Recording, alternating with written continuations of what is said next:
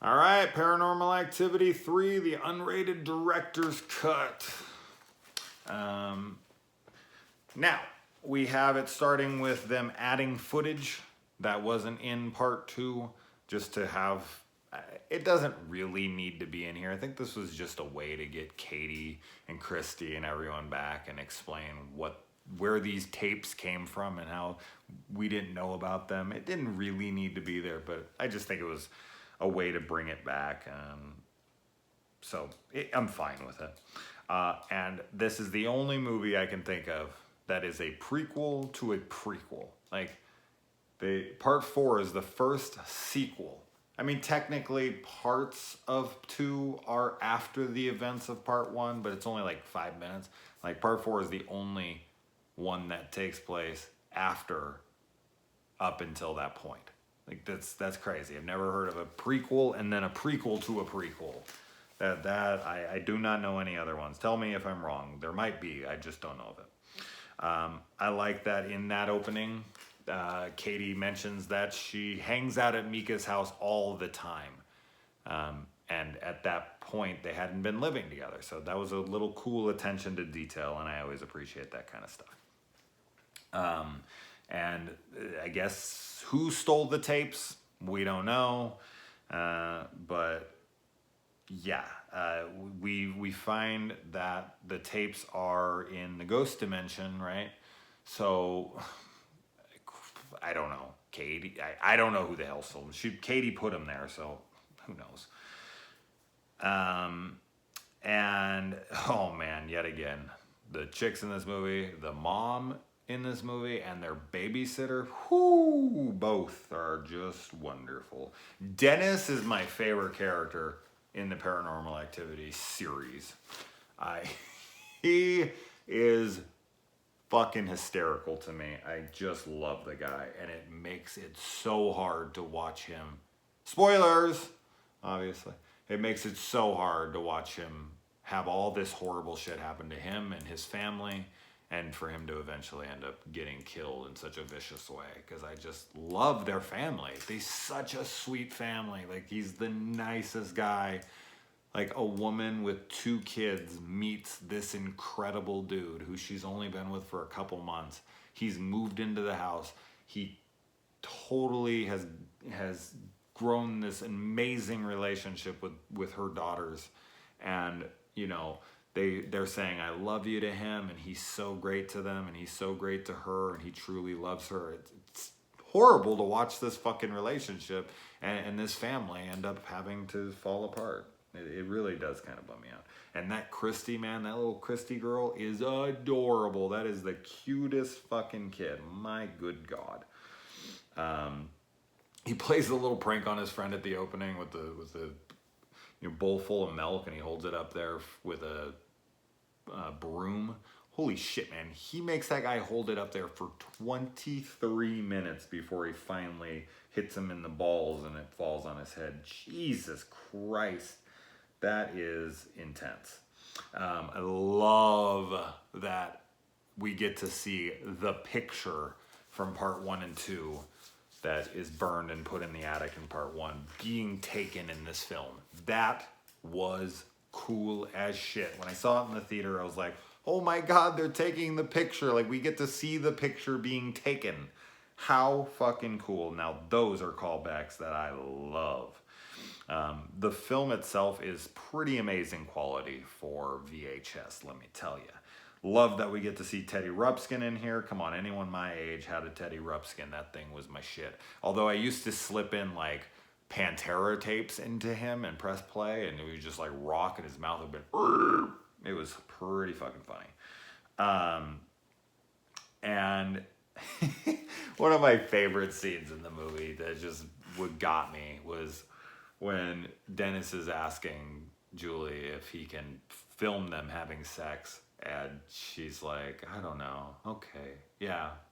Like, can we? And she's like, okay. And he's like, really? Like, his response, and then like him trying to seduce her in the porno music, and oh my God, that scene is hilarious. And then we get to see the dust fall on the thing, which, you know, incites him to go and get all the cameras set up. And now we get the flip this time. Though the lady of the house is the non-believer and the male is the believer. So we get the little gender swap here. And Grandma is very involved in this. She's pushing for her to meet a different guy and to have a son. And when she says she's done, she's not having a son, like that's when shit really starts to happen, because it's like, okay, I guess you're not going to do it. Christy's going to have to do it for me. Why he wouldn't be going after Katie, who's the older one, I don't know. I guess he's got a thing for Christy, which is kind of fucking creepy. But he's a demon. He doesn't live by our standards. And we get the oscillating fan, you know, moving back and forth camera. That was just, it's subtle things like that. It's just such a small thing, but that was such a creative way to kind of just pan back and forth, create something, take it away, create something, do something. Cool effect. Just little ideas like that can really elevate your movie. And yet again, feeds off of your fear is confirmed by the book that Dennis is reading within the movie. It's a demonology book, and it says that creatures like this feed off of fear. So we get a confirmation that they've been right in the last two movies. The little sheet ghost kid that's behind that hot babysitter that falls, I'm sorry, right there. That's the paranormal investigators come into the house. No fucking way, not handling this myself. This is proof. Done. We're moving. We're out of this house. I'm showing Julie instantly. No. But Dennis is like, I can't tell her. She'll freak. And it's like, you need to tell her. That's pretty much as concrete evidence as you could possibly have. Because Julie knows you were out with her when the babysitter was there. So you couldn't have done it. No way. I'm sorry. Not possible. Goodbye. And then we get little Christy jumping off the balcony so she can see Toby. I mean, enough for him to hear him, to see him, to jump to him, and to trust him to catch her and all that. And Christy does her first standing in looking at people for a full hour while they sleep. Creepy shit. I love the scene with Dennis's friend when they go into the bathroom and they're playing Bloody Mary, which you can tell the 80s is a different time because not only did they have a male babysitter, which a lot of people don't do anymore, but he takes the 8-year-old girl into the bathroom, turns off the lights, and has a video camera.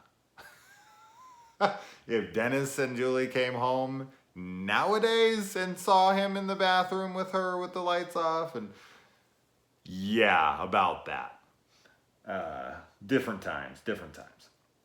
But yeah, when he's sitting there and she's like, I want to play Bloody Mary, and he's like, no, can't we play like Doll House? And then he opens the door and the shit flies across the room and he screams and she screams and he looks back and he's like, nothing happened. Nothing. That shit's fucking fantastic. Nothing happened. Yeah, totally. Nothing. We get the symbol drawn on the ceiling here, and then later it's on a freaking Light Bright. Oh my God, Light Bright, bringing me back. We got Teddy Ruxpin and Light Bright. I feel like I was in the 80s watching this.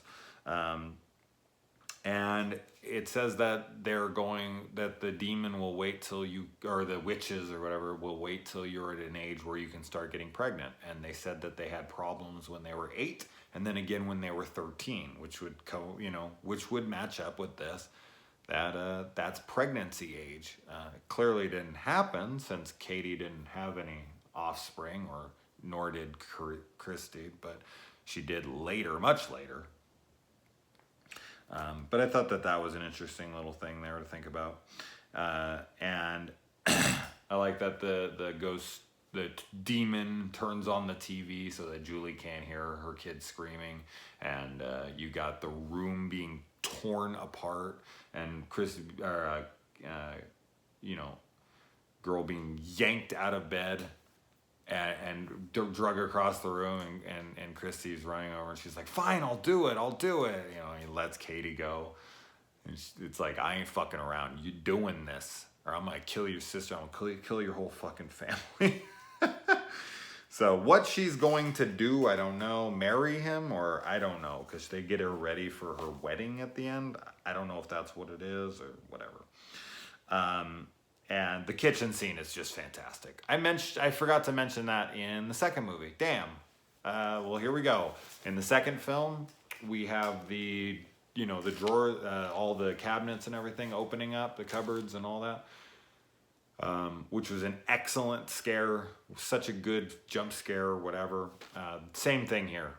This was like that elevated. She comes back in, everything in the kitchen is missing, and she's like, what the fuck? And then every single thing in the kitchen drops from the ceiling. Yeah, instant believer. Anybody.